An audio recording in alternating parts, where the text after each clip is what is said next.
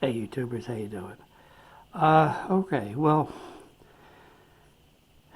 on the eve of Halloween is the anniversary of the flood. Uh, this is one of the first times this has ever happened. Um,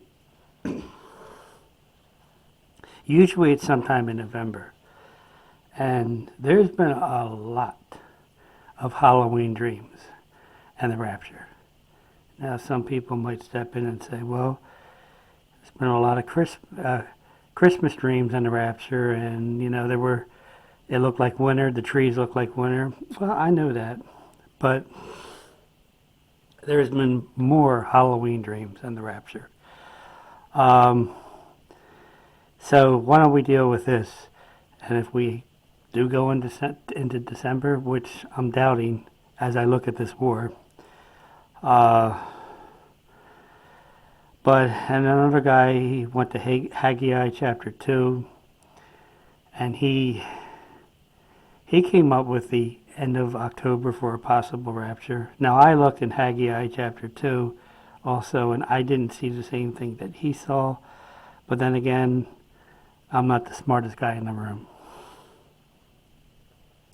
Okay, well, listen, in the Middle East, they've been talking about an oil and gas embargo. Uh, and man, I tell you, as far as the U.S. is concerned, we don't have much reserve left in oil and gas. So that would, I think it would tumble a lot of things if that happened, because you see, we are so vulnerable now in the world. See, back in 1973, they did that. It was the Yom Kippur War, and over here in America, there were long gas lines. And sometimes when they got to the pump, there was nothing left. So this is what they're saying. I hope they don't do that, because a lot of things would be affected, such as money, food, and all that. But if it does happen, then you know that Psalm 83 and Ezekiel 38 would happen very fast. And I want to talk about that war, okay? But let me ask you a question. We talk about these embargoes, and besides Israel, who has the most resources in the world when it comes to oil and gas? Now, I'm going to stop, and I'm going to let you think about it. It's a good question. Okay. It's America. We've got more resources over here that we haven't tapped into than any other country. That includes Russia, Saudi Arabia. So this is politics.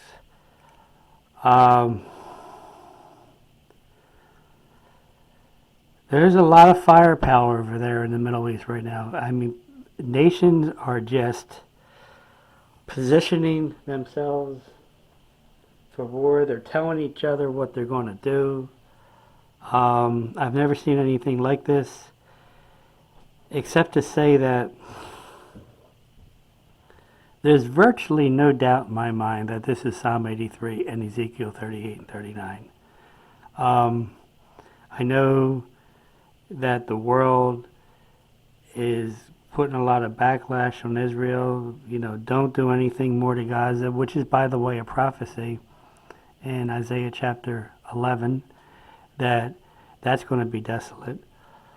But you see, with Psalm 83 and Ezekiel 38, I believe that's going to move very fast once it starts. Okay? Right now you're looking at a Mexican standoff. But, when we read Ezekiel chapter 38, notice the term that keeps coming up over and over and over again. Latter days, latter days, latter days. Latter days is a term not for the tribulation. Latter days is a term for the very end of the church age. The tribulation is never described by the latter days. This is why I've believed for years, one of the reasons, many reasons, but one of the reasons why I believe for years that the rapture will happen right in the middle of the Gog and Magog war. The world will not see Psalm 83 coming. It'll move very fast. Now, what if you look at the positioning of this war?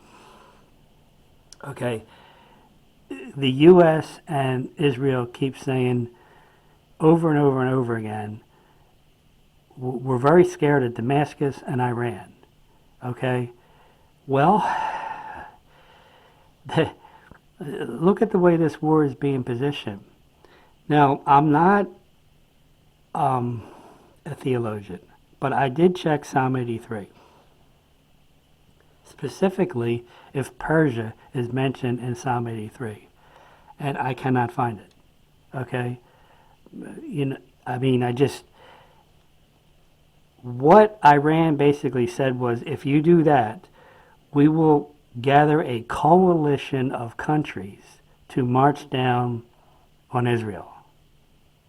Now, this is why I say Psalm 83 and Ezekiel 38 will move so fast. But that's just a bypass of Psalm 83. Now, I'm not saying Psalm 83 won't take place. I'm just saying that, one of the main concerns over there with the U.S. and Israel is Iran and Damascus. Well, Damascus is Isaiah 17:1. Damascus has become a burdensome heap. And Iran's already stepped out and said, if that happens, then a coalition of countries will march down on Israel. That's Ezekiel 38. We could be days away from this. And then again, we could be a month away from this. Listen, I've said as early as July that the peace covenant would be confirmed in November. Because if you count 2,520 days from that, depending on which calendar you believe, that pretty much brings us to the fall feast in 2030. So I don't make these videos too long, friend. It's very rare for me to get a video out on Tuesday. Sunday didn't work out. It was very hectic. And I kind of think the Lord said, sit down. I have some more things to show you. And sure enough, he did.